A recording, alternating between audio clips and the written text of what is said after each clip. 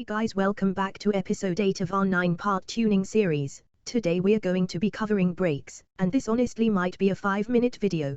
There really isn't much about brakes that I can share, but we'll cover everything. Be sure to subscribe and let's jump into it. So we're back with our 1993 R33 Skyline, and you all need race brakes equipped to tune the brakes. So now that we're ready with that, let's cover brake tuning. So firstly, brake balance and brake pressure. Brake balance controls the split of force between front and rear. Also the front and rear is broken in this game, and the last game, and every game lol. Front is actually the back, and rear is actually the front. With that said, we are going to start with pressure, as this is the most important thing you should keep in mind. Brake pressure won't increase stopping distance. It might slightly, but the more pressure doesn't mean the more stopping power. It just adjusts the brakes so they're more touchy or less effective. As to low in the brake pressure, you'll brake slower. So I would suggest for road racing cars putting your brake pressure up to 120% or up to 150%, but I would not go above 150%. Honestly wouldn't go above 120%, but there's a couple 150% pressure drivers, and I would not go lower than 90% pressure. With these rules, this is now depending on what you like. 90% pressure you'll almost never lock up unless you're not feathering the brake or just slamming on them super hard. But for rally cars I normally use 90% pressure so that it's less likely to lock up over the dirt. And for road cars 120% pressure is to make them a little more touchy. With that said, there is something we can mess with to increase brake performance, but it is more personalized than performance based. So again, this depends on what you're doing. But we are going to look at 2 examples today. We are going to look at a way to make trail braking easier, and we are going to look at a couple different drift brake setups. Firstly, the racing. This depends on your driving. But if you're someone that doesn't trail brake, always brakes in the straights, then moving the slider to the right would be beneficial, as you'll understeer going straight inside of having the possibility of getting the rear loose and sliding into the car next to you. But on the other side, I would suggest if you're like me and trail brake a lot, slide it to the left. As a quick note, I'm going to refer to this slider as just left and right. Right is the front tires, left is the back tires. It's much easier to remember it that way. But again, there are some rules. I would not go more than 10% each way, unless you have a extreme need, such as the semi-trucks. I've used 70% brake balance before, because the semi-truck just wouldn't trail brake how I want. But with almost every car, 10% either way is more than enough. Being said, we are going to slide balance to the left, more towards the back.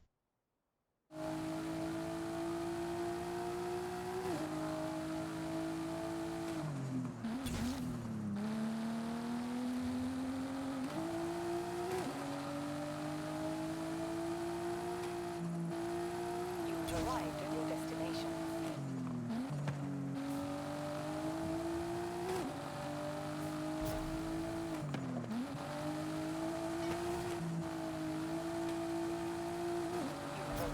As you can see, this allows me to brake while cornering. Now I want to show you the other way. If you're someone that doesn't ever brake while turning, this is very helpful.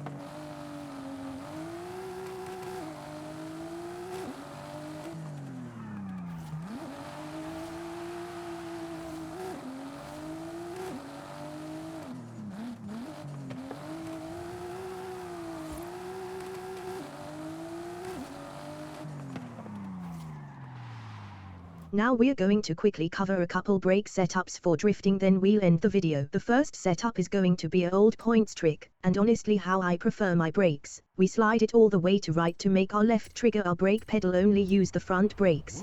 This has a lot of advantages, but it makes braking very difficult.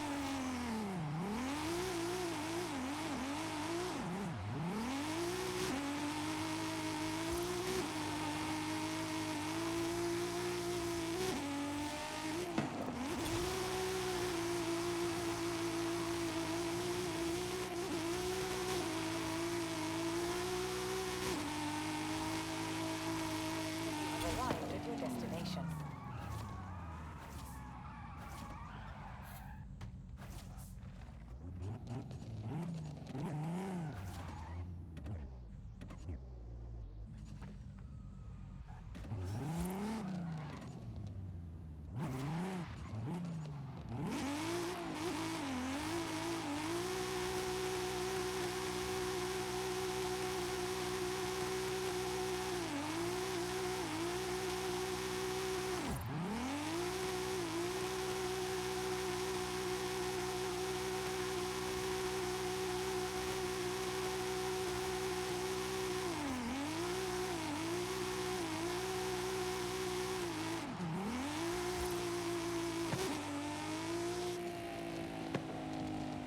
And now the other method for drift brakes is 20% balance 50% pressure.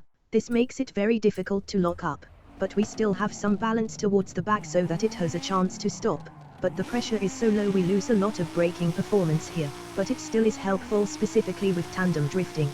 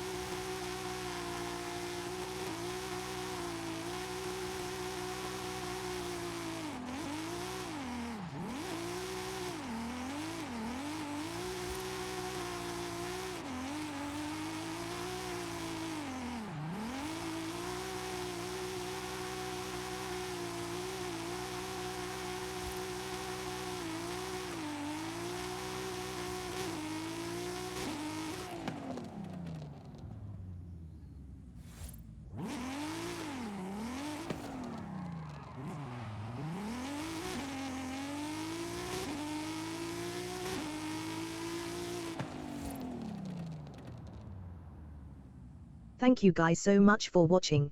Be sure to subscribe and turn on post notifications so that you can be sure to not miss next week the final episode of our tuning guide, so that you now know of every single tuning aspect. This doesn't mean we're going to stop the guides, but if you've been here with me this whole series, please do let me know of any cars and for what we should tune. I think I'm going to tune a couple random cars, and maybe I'll get back into seasonal tuning videos, but I don't know yet. But anyways, thank you guys for watching. I truly hope this helps everyone with their own tuning, and be sure to share this series with a friend so that we can grow our community and make more people into tuners. Leave a comment for any questions, comments and your own tips and tricks for anyone following along, and I'll see you guys next week. Have a wonderful day guys.